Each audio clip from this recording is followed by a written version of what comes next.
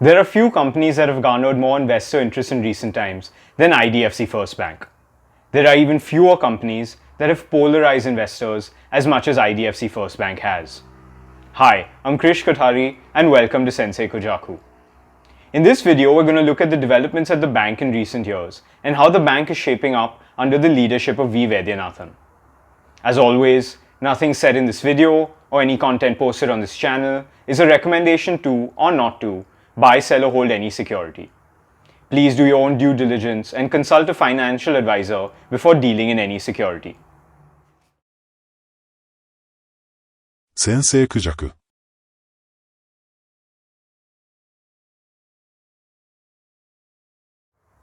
V Vaidyanathan had a Herculean task ahead of him after taking over in 2018. An infrastructure-heavy book, low CASA deposits, a nascent branch network, and high-cost legacy long-term bonds were just some of the problems he faced. To compound his troubles, many high-profile borrowers of the bank would turn into NPAs, including a troubled NBFC, a debt-laden coffee shop chain, and a fallen conglomerate. Before we get into the solutions employed by IDFC First, let's take a step back and understand how it all began. How did IDFC First come into being to begin with? The bank, originally known simply as IDFC Bank, demerged from IDFC Limited, the parent company of the bank. This demerger was mandated by the RBI as a condition for granting approval for the formation of the bank in 2014. Approval was also granted at that time for the formation of Bandhan Bank and marked the establishment of the first new private banks since Kotak Mahindra in the late 90s and Yes Bank in the 2000s. With operations commencing in 2015, IDFC Bank was originally run by Rajiv Lal and Vikram Limaye, who on a side note would subsequently go on to manage the National Stock Exchange. After an aborted merger attempt with the Shriram Group in 2017, IDFC Bank finally merged with Capital First in December of 2018. Pursuant to the merger, V Vaidyanathan, then CEO of Capital First, would take over as management of the combined entity since renamed IDFC First Bank. A crucial element of building a successful bank is garnering low-cost customer deposits in the form of CASA. At the time of the merger, IDFC Bank had about 6,400 crores of low-cost deposits. Today, that number stands at over 66,000 crores, an over 10-fold increase. Why does this matter?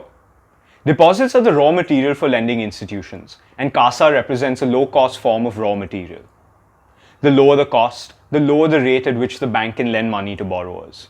Remember, the lowest cost lenders have the advantage of lending to the best quality borrowers, thereby limiting the risk of NPAs. Additionally, it enables a lender to earn greater net interest income. It is virtually impossible for a bank to compete without a strong deposit base. An important component of accumulating CASA and customer deposits more generally is building a branch network. Vaidyanathan and the team have expanded the network on a war footing, with the network crossing 700 branches at the end of 2022. The productivity of the branches is even more important. HDFC Bank, for instance, has about 106 crores in CASA and 240 crores in total deposits per branch. For IDFC First, those numbers stand at 94 crores and 175 crores respectively. It is noteworthy that IDFC First is not too far off from the giant in the space on this key metric. A lingering fear for the first few years post the Capital First merger was the asset quality of the loan book. Given the history of IDFC and the focus on infrastructure lending, asset quality weighed the bank down for several years. Through a series of sales to asset reconstruction companies and write-offs, IDFC First finally cleared its books over the first 4 years of Vaidyanathan's tenure. The change in the underlying nature of the loan book, though, is the real story. Intense focus on retailization has allowed the bank to upend its loan book, with retail loans going from 13% in 2018 to close to 80% in 2022, with infrastructure loans falling to less than 4% of the funded book. These changes have translated into real benefits for the company and its shareholders. Over this period, the bank has moved back into the black, recording over 1,600 crores in net profit in the first 9 months of FY23. This, though, doesn't give the full picture. The true story with respect to profitability of IDFC First is the untapped operational leverage. The bank operates at an exceptionally high cost-to-income ratio of 72%, driven in large part by build-out of physical branches and setting up of digital infrastructure, manpower, and high-cost legacy borrowings. The real story is what happens to profitability once all these investments start generating revenue and profits, albeit that it may take a couple of years for the investments to bear fruit. Listen to Vaidyanathan as he discusses the true underlying profitability of IDFC First at the end of FY22. Very clearly, we should not take a startup bank first 2-3 years cost and try and think that this is going to be the eventual cost structure of this bank. It won't be. We are finding that cost to income will begin to come down with simply by scale and with operating leverage. And of course, I'll give you a color on the incremental. One of the things we track internally, which is not a number we release to the market and things like that. One of the things we track internally is incremental cost income ratio. So how this incremental cost income ratio works is that the year goes by, we know the bank has generated a certain amount of income and the bank incurred a certain amount of OPEX this year. So that becomes the incremental, and that number for us is trending down pretty quickly and will trend down next year also. And finally, incremental cost income becomes the cost income eventually on a scaled up book. So to give you an idea, this year in this quarter in Q4 FY22, so let me take you back to Q2 FY22. So at that time, our OPEX growth was 47%, but income growth was 41%. So obviously, it's not a great cost income ratio. You come to Q3 FY22. So our expense growth was 30% and income growth was 34%. Now you come to Q4 FY22. Our expense growth is 24%, but income growth is 37%. Yes. So you see how the jaw is opening. So it should not surprise you at all if you wake up next year after that, to see the incremental cost to income coming down for the bank. It will come down. Okay. I'll tell you another very big factor which many people are missing when they're evaluating a bank.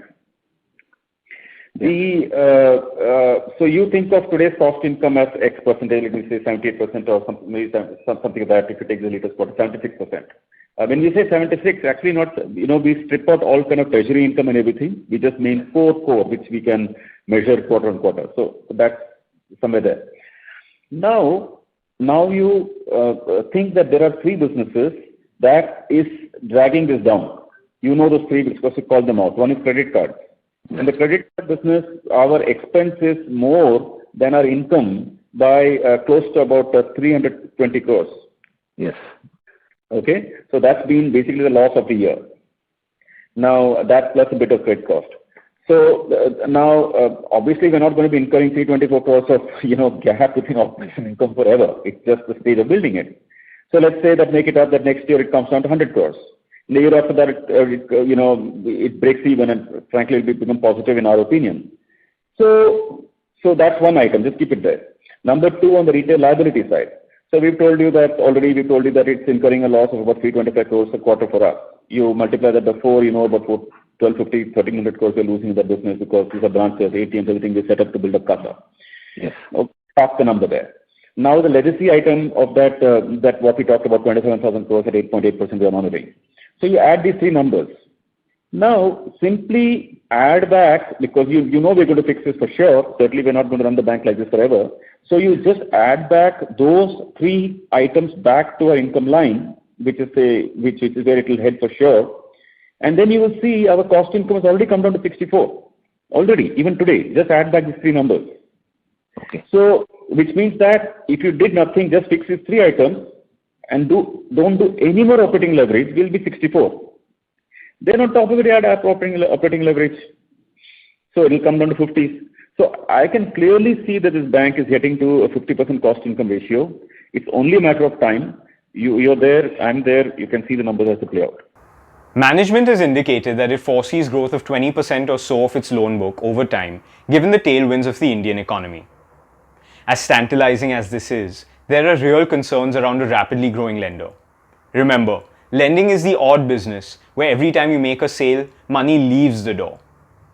The real challenge is making sure you get it back. Additionally, NIMs of 6% are difficult to sustain without taking risks on asset quality. In lending, things can appear fine for long periods, but when things go wrong, they go wrong fast. Shareholders no doubt gain comfort from Vaidyanathan's track record and success in building a sustainably profitable retail book. A key element of Vaidyanathan's time at IDFC First is focus. This management is not concerned about being in every BFSI vertical. For instance, it has steered clear from infrastructure lending and the insurance business. Instead, it has focused on three main verticals: retail lending, high-quality corporate lending, and credit cards. The benefits of this strategy and focus are threefold. First, it creates clarity within the organization as to what needs to be done and what should be avoided. A culture that emphasizes focus on the right business generally succeeds over time.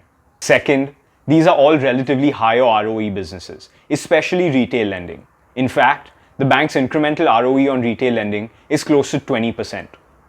Finally, all three have tremendous potential for cross-selling and upselling. The net result of this is what really matters. If the bank continues to execute, it will not only grow its top line, but more importantly, its business per customer.